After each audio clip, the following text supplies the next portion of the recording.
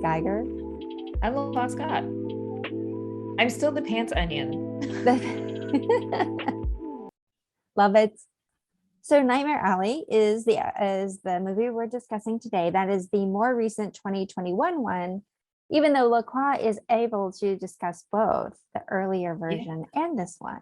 So let's start there. You watched Nightmare Alley, the original, through the Criterion Collection. Yes. How was that? I thought it was great.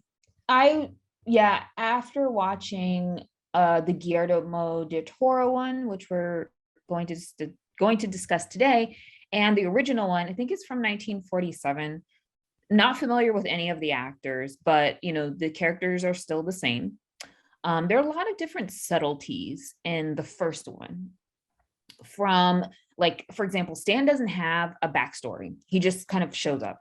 And I think it's a little more, it's interesting. There's a lot of implicit and explicit things. So I think Stan was explicitly like a hustler in the 1940s version. It was just very much like people knew exactly what he was trying to go after. Whereas I felt like in this one, it was very, very implicit. It was very much like handsome man shows up and very doe-eyed, and and then people kind of gravitated to him, where I felt like the first one was very much hustler mentality, and it was the pace was a little faster. At the end of the day, it was it's the same story. I think they were both visually stunning. I think 1947 is pretty stunning at the time, and also the story is very like kind of gritty. But I really liked Guillermo del Toro's interpretation, I guess, on the novel of the Nightmare Alley, and not necessarily from the movies, the 1947 movie. So I thought of it as almost like a different picture with lots of, I love the visual imagery. I love all of like, all the actors. I love all of Guillermo del Toro's like regulars. Excuse me. But I think this might be like Bradley Cooper's first time in a Guillermo del Toro film. I thought he did an excellent job. I thought, the story of course, like Guillermo del Toro like introduces that like horror in it somehow. It was kind of like, oh, how is this going to have that little touch? And then I'm like, oh gosh, there it is. I liked it. I liked it a lot. I hope B. Coop gets an Oscar nom from this, because he did a really good job. To be honest, I'm not very impressed by him as an actor, and I thought this was pretty good. What were your thoughts? So jumping off of that, I agree with you. I've seen him in a bunch of stuff now, and he always, to me, kind of plays, he's very attractive, but he's kind of smarmy, and he plays kind of the same characters over and over. And I think it's a stereotype. He's clearly capable of doing other things. I did see him in American Sniper. I thought he did a good job there. I didn't see the Lady Gaga movie recently. Starborn? Yeah, but I heard he was great in that. I do want to go back and watch that, but I wanted to watch the Barbara Stanwyck one first, which I have now done. So I will go back and watch that. But he did a great job in this. And I'll just say as an overview, I love this movie. This might be my number one for the year. Oh, wow. When we do our top movie, I know. When we do our top movies of 2021, I loved it. The whole aesthetic, like Guillermo del Toro paints such a beautiful film. Like he did it with Shape of Water. He did it with Crimson Peak. I didn't think the Crimson Peak movie had a ton of story to hold it together, but the visuals were amazing. Yes. And I feel like there's a callback to those when she's in the yard dressed as the apparition. I think there's definitely a callback to Crimson Peak visuals there. Yeah. But in the building where I can't remember the guy's name. Not the psychologist, the guy who is the wealthy. Yes. Ezra. Yes. Richard Jenkins. Yes, Richard Jenkins, awesome. But his building the interior of it is sort of a callback to Shape of Water interior, like a lot of things seem very familiar. Mhm. But I loved it. I thought everybody who was in it did a great job with their character and making them seem just authentic in sort of a non-authentic story, right? Like, or not in a fantasy story. These people Yeah. seem real. Yeah. Defoe is great. Tony Collette, like her Mhm. husband. I can't remember his name. And Oh, David David Strathairn. Strathairn. Yeah. Yeah. But I thought everyone was great. I thought the story was great. I thought the visuals were great. Like, I loved this movie. It's good. It's a good one. Wow. So I loved it so much, and you still rated it higher than I did. I did. I don't know. How did that happen? I don't know. Special effects, maybe. That's And jewelry, for jewelry, what really stood out to me was Kate Blanchett's, I think she had a brooch. mm, She had a brooch, she had her purse, she had like, I think she had a ring too. But that stood out to me. Like, I love the Art Deco. And even when like Stan and he, goes to the big time and him and Molly are doing their set, and it was like the imagery of, just the crowd and them working the crowd and like the Art Deco. I was like, this is so beautiful. But there were a lot of like, that's when I started to see more of like the classy, the classic jewelry displayed. And then of course like Kate Blanchett's character. And I was like, oh my gosh, this is really cool. Like, that really stood out for me. nice. I don't know why. To me, because jewelry wasn't really a strong component of the story, I didn't rate it high. I just thought it was what it needed to be for this film. So I Yeah. just gave it a 2. But special effects, I don't know why I didn't give that a 3. Uh-oh, if you give that a 3, then that would get you Then up to I'm still only 28. 28. Yeah. Yeah. I thought this was great. I saw it in the theater, but Mhm. when they first came out, the first weekend it was out, it was available in Dolby, Okay. not at a convenient time. So I didn't go see it there, but after I watched it, I thought I should I should try to catch it in Dolby before it goes out. And I didn't. It got bumped for Matrix. So those Mm. screens got rededicated the next weekend. But yeah, but I think probably I missed that. That was a missed opportunity. I should have seen it in the bigger screen.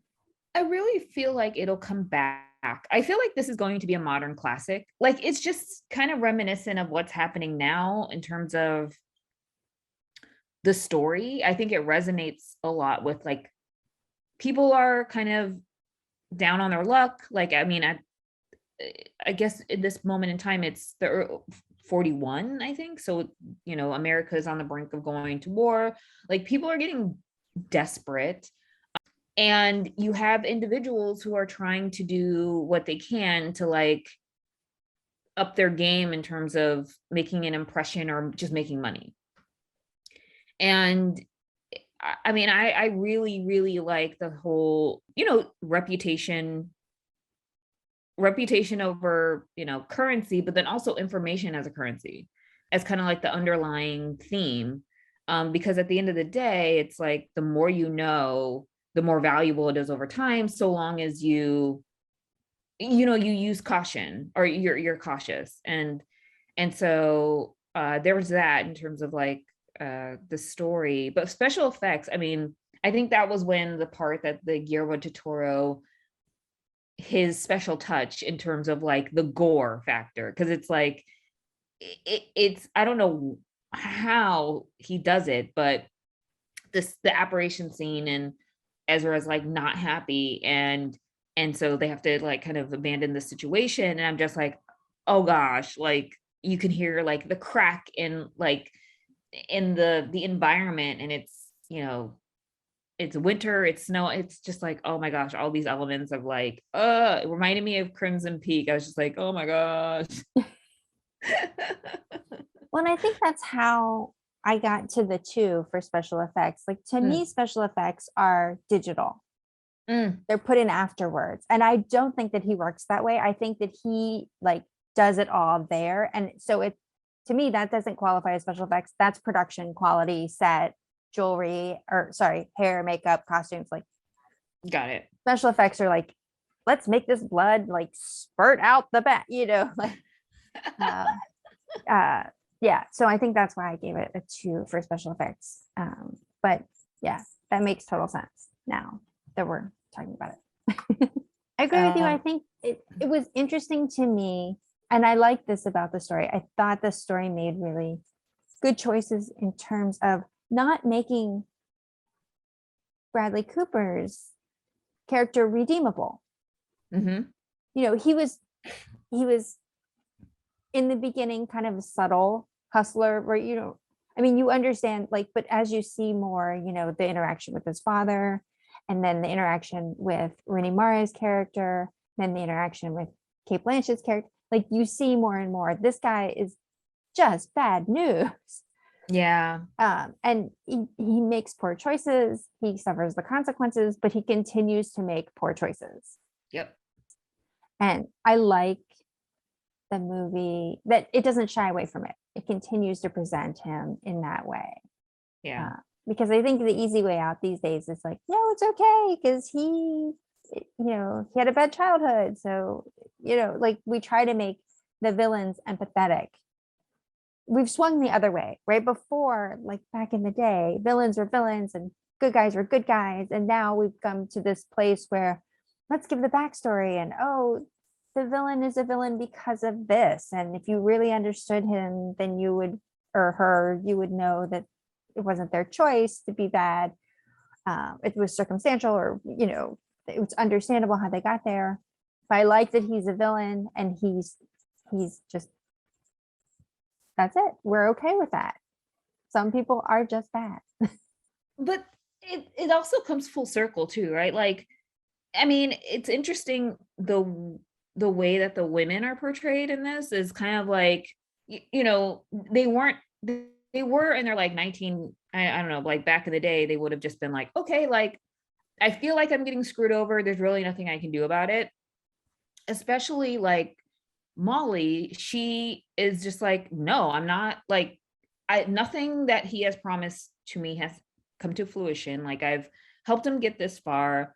And no, I'm not going to continue on this path with you. And the same with Kate Blanchett's character. It's like she put a lot on the line to help him, but kind of foreshadowed like if this doesn't go out the way that he thinks, then I have to have a backup plan because a lot is riding on like my career and like what I do, especially with like my patients. So it's just kind of like one of those things of, you can't screw me over because I have, leverage and I know how to get out of the situation, but he doesn't really think it through. He's just looking at the now. So Yeah, I thought, yeah, I agree. I thought both of those characters were done really well. The whole story, I should go back and watch the first one or maybe read the book just to see how the characters were originally designed. yeah, yeah. I think so. Just because there might be more subtlety in the book than there was in like this interpretation. And then of course the original or the first interpretation too, because yeah, there could be a lot more with a lot of these characters. Like even the earlier version, Molly was seeing like the strong man or like the equivalent to the strong man. So it was Mhm. like Stan was stealing these women away from their like partners, with the exception of the psychologist. And so in this one, it was like the strong man was just over like protecting Molly. So I was like, oh, that's interesting. I wonder why they did it that way instead of it being like, as I mentioned before, Stan was explicitly like a hustler. Like I'm a hustler. I need to, I need to learn what you know so that I can do the same thing but better. So yeah. Hmm. I'm almost afraid though, because I like this so much. Like if I go back and watch the old one, or if I read the book, then I don't want anything to taint it. Like it's good. I Well, like it's it. good benchmark, but I mean, it's just as long as this one. All right. I'm gonna think about it more. Do you have anything to plug at the end of this episode? Nothing special to plug, just support us. We accept ETH, NMiH.eth. Do you Excellent. have anything to plug, Chris? I don't. I accept our 2021 best of Yes. recap. We're gonna have an episode that talks about what we really enjoyed this year. And I hope that we talk a little bit, not just about the things that we like this year, but the things that are coming out next year that we're excited about. Oh, So yes. I saw a trailer yesterday that I hadn't seen before from an A24 with Michelle Yeoh. And it Oh. was Everything Everywhere All at Once. Mhm. And it's coming out in April at 7. Super excited about that. So maybe that's what I'm plugging. But for the first 20 seconds into the trailer, I was trying to figure out who Michelle Yeoh was. Because Mhm. in the trailer, she plays a low status character, and I've never seen her play a low status character. So I was like, she looks so familiar. Who is that? And then I spent the next 20 seconds trying to figure out Jamie Lee Curtis also plays a character in the first scene of the trailer. And I thought I couldn't figure out who she was either. Okay, now I have to watch this. So then the trailer was halfway over and I was like, no, wait, go back. I want to actually now see what's happening.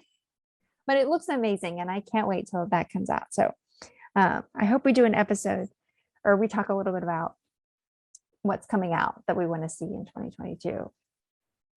That sounds great. I'm very excited. Me too. Okay, I'm going to stop sharing and we'll say goodbye here. Thanks everyone for joining. Thank you.